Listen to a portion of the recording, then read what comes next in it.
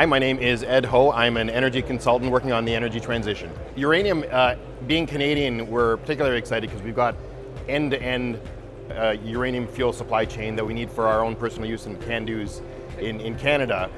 So we've got mines, we've got milling, conversion, fabrication, and everything we need to supply ourselves. So from an energy security standpoint, Canada is very well placed to take care of ourselves. Plus we have, it's for CANDU reactors, it's using unenriched uranium, which is supplying our own needs. Though Canada has, right now we already supply, produce more uranium than we need for ourselves, and we have a need down south in our US neighbors who really need new supply of uranium because they just made a pronouncement where they're not going to be accepting any new enriched uranium from the Russians, which is a really big supply chain challenge. And we probably can't supply all of their needs, and we don't have the enrichment capabilities, but they're going to need the raw resource. On top of that, for everything that we need to do to reach our net zero goals, we need to, globally, depending who you talk to, double or triple the size of the nuclear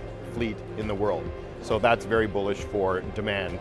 And there are some really excellent new deposits that are coming online in northern Saskatchewan with Denison. Cameco is going to bring some of their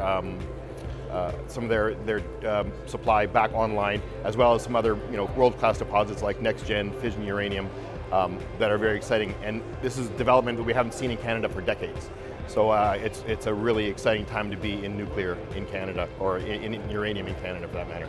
And on top of it, just to turn it around, there's a new generation of nuclear generation that's being developed right now that is not non-CANDU, small modular reactors and micro reactors that are solutions that are going to make power even more available globally and for much less capital. Instead of having to spend billions and billions of dollars to build reactors, you can do it for hundreds of millions of dollars, and reactors that can be put on mine sites that are non-grid, that are off-grid. So you can go in Northern Ontario where there's no power.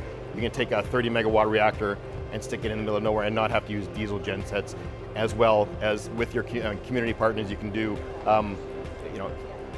process heat, as well as central heating for indigenous villages that are in the middle of nowhere that are maybe adjacent to mining development. So there's a lot of good that can be done with this new generation as well, which will need enrichment, but the Americans are looking to solve that problem themselves. So it's an exciting time to be in nuclear. It's one of the best events that I've ever been to. Very well organized. The space is spectacular. The hospitality has been immense, and it's incredible to have a bunch of people who are in different aspects of what they're doing with critical minerals and mining in general that all are focused on the same goal, and everyone is starting to realize the degree of disorganization within the governments and the degree of self-organization that's necessary from the mining industry to help move everything forward as a cohesive group and cooperate as opposed to compete with one another.